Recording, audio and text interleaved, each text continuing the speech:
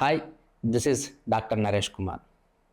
నార్మల్గా అందరం స్టూడెంట్స్ అయితే కాలేజ్ తర్వాత జాబ్ చేసే వాళ్ళైతే ఆఫ్టర్ ఆఫీస్ అవర్స్ ఇంటికి వచ్చాక స్పోర్ట్స్ ఏమైనా ఆడతాం, అయిపోయాక ఇంటికి వచ్చాక ఏదర్ డిన్నర్ చేస్తున్నప్పుడు కానీ పడుకునే ముందు కానీ టీవీ చూడడం అనేది అందరికీ అలవాటే. Normally Netflix, Amazon prime, Hotstar ఇట్లా డిఫరెంట్ ఓటీటీ చూస్తాం. కొంతమంది మూవీస్ చూస్తారు, కొంతమంది టీవీ సిరీస్ చూస్తారు. ఇట్లా చాలా డిఫరెంట్ జానర్స్ వాళ్ళకి నచ్చిన వీడియోస్ చూస్తుంటాం, లేదా కొంతమంది యూట్యూబ్ చూస్తారు. అయితే నాకు కూడా టీవీ సిరీస్ చూడడం అలవాటు. సో యూజువల్ ఏమవుతుందంటే, మా అన్నయ్య ఏదైనా మంచి సిరీస్ చూస్తే నాకు సజెస్ట్ చేస్తాడు. He stays in USA. And అదేవిధంగా నేను చూసిన నాకు నచ్చితే కొన్ని నేను అన్నయ్యకి సజెస్ట్ చేస్తాను. ఇంకా ఈ విధంగా ఏ ఫ్రెండ్ అయినా ఒకటి చాలా బాగుంది ఈ మూవీ, లేకపోతే ఈ సిరీస్ చాలా బాగుంది, ఇంట్రెస్టింగ్ టాపిక్ ఇది అనేది అడుగుతూ ఉంటాం. కొన్నిసార్లు మనకు తెలిసిన సిరీస్ అంతా అయిపోతే కొత్త వాటి కోసం ఫ్రెండ్స్ని సజెస్ట్ అడుగుతాం. సో ఇది వెరీ కామన్ అనమాట. సో ఈరోజు కూడా మనం టాపిక్ కూడా అదే. ఏంటి అంటే, ఒక ఇంట్రెస్టింగ్ నాకు నచ్చిన టీవీ సిరీస్ గురించి డిస్కషన్. సో మీకు నచ్చితే నేను చెప్పిన ఈ టీవీ సిరీస్ వెళ్ళి మళ్ళీ చూడండి.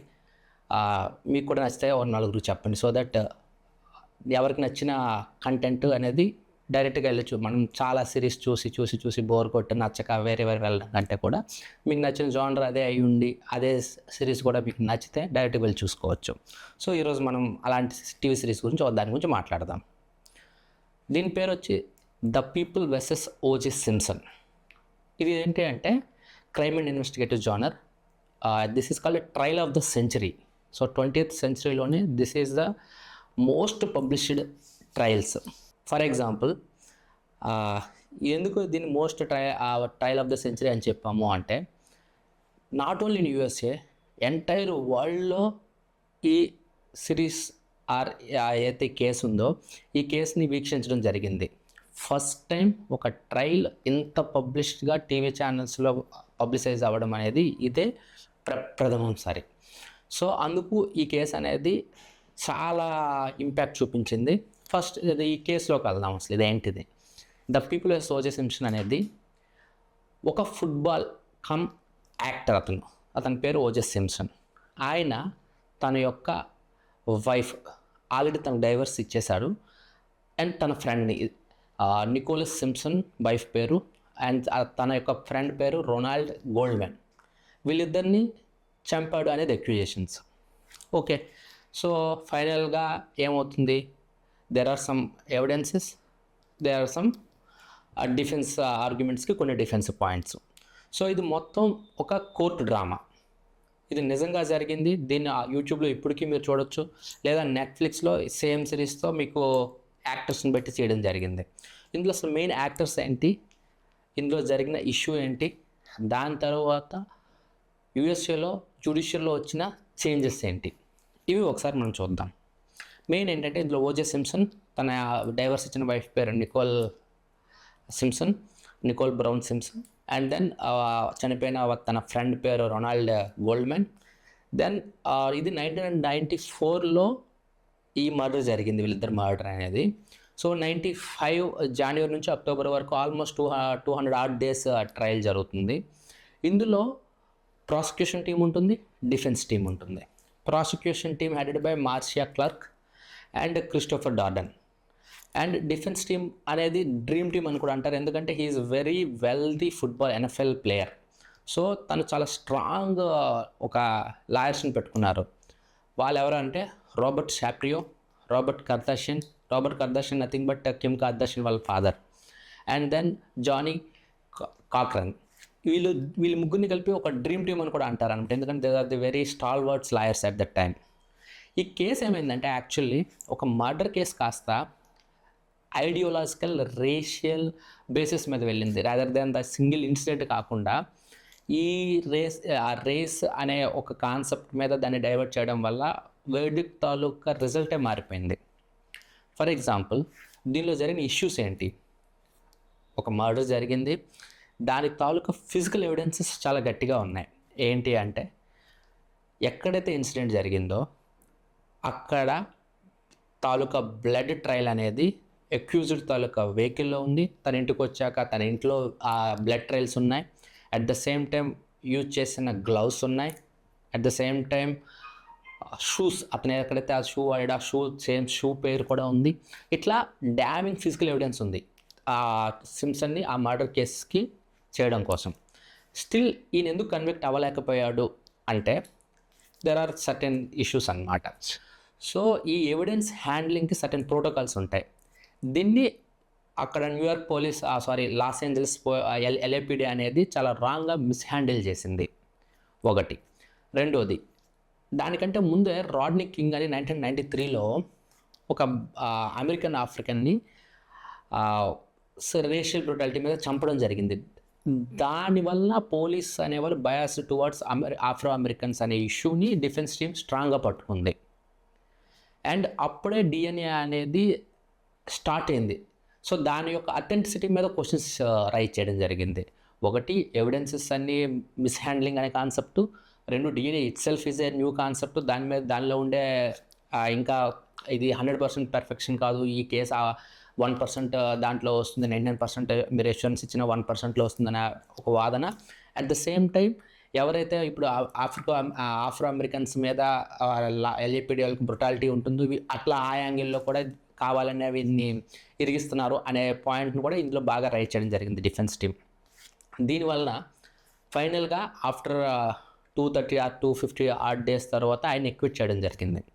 ఇందులో పాయింట్ ఉంటుందండి, జానీ కాక్రెన్ అతను ఒక చెప్తారనమాట, if it's not fit you must ఎక్విట్ అంటాడు. ఏంటి అంటే గ్లౌస్ అనేవి అక్కడ ఏదైతే మనకి వీళ్ళ ఇంట్లో కొన్ని గ్లౌస్ దొరుకుతాయో లేటెక్స్ గ్లౌస్, దాన్ని మన ఎవరైతే ఓజే సింప్సన్ ఉంటారో ఆయన్ని జూరర్ ముందు కలిపి ఫిట్ వేసుకోమని అడుగుతారు. డిఫెన్స్ టీమే చెప్తుంది. ఎందుకు అంటే అది ఫిట్ అవ్వకపోతే, ఇప్పుడు ఫర్ ఎగ్జాంపుల్ ఫింగర్స్ ఎలా ఉండేవి గ్లౌస్ పెట్టుకుంటే ఈజీగా వెళ్తుంది, హ్యాండ్స్ ఎలా పెట్టేసి మనం ఫిట్ అవునట్టు కూడా మనం యాక్ట్ చేయొచ్చు అక్కడ. సో అది చాలా డిఫికల్ట్గా ఎక్కుతున్నట్టు చూపిస్తారు. సో ఇది ఈ గ్లౌజ్ ఈయన వాడింది కాదు అనేది ప్రూవ్ చేస్తారు. అయితే దానికి కొన్ని ఇష్యూస్ ఉన్నాయండి. ఫర్ ఎగ్జాంపుల్ అది లేటెక్స్ గ్లౌ, దాంట్లో బ్లడ్ ఉంది ఆల్రెడీ, దాంతో ఇవన్నీ అవ్వడం వల్ల ఆఫ్టర్ సర్టెన్ డే అది స్ట్రింగ్ అవుతుంది. ఆ టైంలో హ్యాండ్ ఫిట్ అవ్వకపోవచ్చు. And there is one more వాదన కూడా ఉంది, ఈయనకి ఆర్థరైటిస్ ఉంది, ఎవరికి మన ఓజే సింప్సన్కి. ఆయన ట్యాబ్లెట్స్ వాడకపోతే స్వెల్లింగ్ వస్తుంది జాయింట్స్లో, అప్పుడు కూడా అది పెరుగుతుంది. సో అప్పుడు ట్యాబ్లెట్స్ వాడలేదనేది ప్రాసిక్యూషన్ వాదన, డిఫెన్స్ వాదన ఏమో ఆయన ట్యాబ్లెట్స్ తీసుకున్నారని తర్వాత చెప్తారనమాట. So whatever it may be, just a single fit అవ్వలేదని ఒక వాదన మీద మొత్తం కేసు మొత్తాన్ని బేస్ చేయడం అనేది ఇట్స్ నాట్ లాజికల్. అతను కూడా అంటారు, ఇది గ్లౌజే కాదు, ఈ ఎవిడెన్స్ అన్నీ ఫిట్ అవ్వట్లేదు కాబట్టి వీడిని ఎక్విట్ చేయాలి. ఒకటి ఇట్స్ ఈ ఫిట్ అనే concept not only for gloves but all evidence fit అవ్వట్లేదు కాబట్టి ఆయన ఎక్విట్ చేయాలి అనేది ఆ స్టేట్మెంట్లో ఇంకొక ఆస్పెక్ట్. సో ఈ విధంగా ఆయన ఎక్విట్ అవుతాడు. కానీ మీరు ఒకసారి అబ్జర్వ్ చేస్తే ఆ టైంలో ఆ వేడిక్ని బట్టి కొంత పోల్ తీసుకున్నారు. ఈ పోల్ తీసుకున్నప్పుడు ఏమైందంటే ఆఫ్రో అమెరికన్స్లో 80% ఏమో ఆయన్ని ఎక్విట్ చేయాలని చెప్పారు, వైట్స్ ఎవరైతే ఉన్నారో వాళ్ళు 80% ఏమో ఆయన్ని కన్విక్ట్ చేయాలన్నారు. ఎందుకు అంటే మొత్తం ఎంటైర్ ట్రయల్ ప్రొసీజర్ అనేది టెలివైజ్ అయింది. సో అందరూ పోల్ చేయడం స్టార్ట్ చేశారు. అప్పుడు యుఎస్ గవర్నమెంట్కి అర్థమైంది ఏంటంటే there is a racial gap. So ఒక ఫ్యాక్ట్ని వైట్స్ బ్లాక్స్ డిఫరెంట్గా పర్సెప్ట్ చేస్తున్నారు అనేది వాళ్ళకి అర్థమైంది. అందుకని ఆఫ్టర్ ఇది బిల్ క్లింటన్ టైం అనుకుంటా, I'm not sure, but bill Clinton time mostly. So ఆ పాయింట్ తర్వాత రేషియల్ గ్యాప్ చేయడం కోసం చాలా చేంజెస్ తీసుకొచ్చింది, not only judiciary but entire in the government. So తర్వాత వచ్చిన చేంజెస్ ఏంటి అంటే, ఫర్ ఎగ్జాంపుల్ ఈ జూయర్లో కూడా 9 members blocks, 2 members white and 1 Hispanic. Next time నుంచి ఏం చేశారంటే ఈ జూయర్స్ని పెట్టేటప్పుడు రేషియల్ సెన్సిటివ్ గ్రూప్ని లేదా ఒక comprehensive all types of people ఉండేటట్టు ఒక పాలసీ తెచ్చుకున్నారు. అదేవిధంగా ఈ ఎవిడెన్స్ ఏదైతే హ్యాండిల్ చేసే విధానం ముందు దానికి ఒక ప్రోటోకాల్స్ ఇచ్చారు. అట్ ద సేమ్ టైం ఇది టెలివిజన్లో అంత మాస్ పబ్లిసిటీ రావడం వల్ల జూరర్స్కి ఇటు జడ్జెస్కి పర్సెప్షన్ అనేది ఒకటి ఫామ్ అయిపోయింది. అందుకు మీడియాలో కొన్ని గైడ్లైన్స్ అనేది తీసుకురావడం జరిగింది. At the same time DNA forensic యొక్క క్రెడిబిలిటీని కూడా నెక్స్ట్ టైం స్టాండర్డైజ్ చేయడం జరిగింది. అదేవిధంగా ఇందులో మెయిన్ ఇన్వెస్టిగేటర్ ఎవరంటే మార్క్ ఫ్రోమాన్. ఈయన కొన్ని రేషియల్ స్లర్స్ యూజ్ చేయడం అంతకుముందు కేసెస్లో ఒక 8 years బ్యాక్, ఈ ఇన్సిడెంట్ అయిన 8 years back. At the same time oath తీసుకొని చెప్పేటప్పుడు నేను అలాంటివి ఏమీ మాట్లాడలేదని చెప్పడం వల్ల పెర్జూరీ కింద వస్తుంది. సో ఆయన చేసినవి ఏవి ఇంకా చెల్లవు అనే వాదన డిఫెన్స్ టీమ్ స్ట్రాంగ్గా చెప్పడం వల్ల కూడా ఈ కేసుకి చాలా నెగిటివ్ జరిగింది. తర్వాత నుంచి ఏంటి అంటే ఇట్లా కేసెస్ ఇచ్చేటప్పుడు ఆ ఇన్వెస్టిగేటింగ్ ఆఫీసర్కి సెన్సిటైజ్ అతని యొక్క స్టాండర్డ్స్ క్రెడిబిలిటీ తీసుకొని ఆ కేసెస్లో ఏమైనా ఇష్యూస్ ఉన్నాయా చూసుకొని అసైన్ చేయడం కూడా జరుగుతుంది. ఇట్లా చాలా చేంజెస్, ఈ ఒక్క కేసు అనేది చాలా చేంజెస్ తీసుకొచ్చింది. అయితే ఇది criminal aspect. But gold man ఎవరైతే ఉన్నారో చనిపోయిన మన నికోలస్ బ్రౌన్ సింప్సన్ తాలూకా ఫ్రెండ్ రొనాల్డ్ గోల్డ్ మ్యాన్ ఎవరైతే ఉన్నారో వాళ్ళ ఫాదర్ ఏం చేస్తారంటే నెక్స్ట్ ఇయర్ సివిల్ సూట్ వేస్తారు. సో సివిల్ సూట్లో ఏంటంటే ఈ ఎవిడెన్స్ అంతటిని చాలా ప్రాపర్గా ప్రజెంట్ చేయగలుగుతారు. మెయిన్ ఒక ఆస్పెక్ట్ ఏంటి అంటే డొమెస్టిక్ వైలెన్స్ అనే ఒక కాన్సెప్ట్ ముందు ఈ జ్యూరీ ట్రయల్లో మిస్ అవుతారు. ఎందుకు అంటే అక్కడున్న ప్రాసిక్యూషన్ టీంలో మెయిన్ మ్యాజిస్ట్రేట్ క్లర్క్ ఏమనుకుంటుందంటే ఇంత ఎవిడెన్స్ ఉంది కదా, ఈ ఎవిడెన్స్ మనం చూపించగలిగితే ఆటోమేటిక్ కన్విక్ట్ వచ్చేస్తుంది, డొమెస్టిక్ వైలెన్స్ అనే ఆస్పెక్ట్ని చూపించాల్సిన అవసరం ఉండదు అని ఆమె అనుకుంది. బట్ ఈ సివిల్ సూట్లో మాత్రం రొనాల్డ్ గోల్డ్ మ్యాన్ తాలూకు ఫాదర్ ఆమె రాసుకున్న డైరీ, ఎవరైతే నికోల్ సింప్సన్ రాసుకున్న డైరీస్ ఉంటాయో ఆ డైరీస్లో చాలాసార్లు చెప్తుంది ఆమె ఇలా వైలెన్స్, డొమెస్టిక్ వైలెన్స్ అనే ఒక ఆస్పెక్ట్ ఉంది అనేది. సో దానికి యొక్క మోటివ్ అనేది బిల్డ్ చేయగలుగుతారు. సో సివిల్ సూట్లో ఈ కన్విక్ట్ అవుతాడు ఆయన. అయ్యి ఆ రోజులు అంటే 1996 ఆ టైంలో $35 million, which is a huge some. So ఆ సివిల్ సూట్లో అది పే చేయాలి వీళ్ళ ఎవరైతే చనిపోయారో వాళ్ళ ఫ్యామిలీస్ కానీ వస్తుంది. బట్ ఆయన మొత్తం ఆస్తులు అమ్మినా కూడా అంత రాదు. So only part of the మాత్రం ఇంతవరకు పే అయింది. ఇందులో ఒక చిన్న ట్విస్ట్ ఏంటి అంటే సో ఈయన తాలూకు మెడల్స్ అన్ని ప్రైజెస్ అన్నీ అమ్మి కొంత మనీని ఇవ్వడం జరుగుతుంది. అయితే ఈ మెడల్ ఏదైతే అమ్మారో అదే మెడల్ని దొంగతనం చేస్తూ ఓజే సింప్సన్ పట్టుబడతాడు. అయితే జ్యుడిషియరీకి ఆల్రెడీ తన మీద చాలా కోపం ఉంది, ఏంటి ఓ బ్లాక్ కార్డు యూజ్ చేసి తప్పించుకున్నాడు అని. సో ఈ ఏదైతే థెఫ్ట్ కేసు ఉందో ఈ థెఫ్ట్ కేసుని సాగ్గా చూపించి 10 years, which is bit hire on side, but still 10 years అనేది జైలు శిక్ష వేస్తుంది. సో ఈ విధంగా ఈ కేసు అనేది ప్రస్తుతానికి సినారియోలో కూడా ఇప్పుడున్న జ్యుడిషియరీ, సో యూఎస్లో ఉన్న జ్యుడిషియరీకి ఈ చేంజెస్, ఇప్పుడున్న ఏదైతే జ్యుడిషియరీలో చాలా చేంజెస్ వచ్చాయి, ఇవన్నిటికీ బేస్ ఏంటి అంటే ఈ 1995 trial of the century OJ Simpson versus the people versus OJ Simpson case.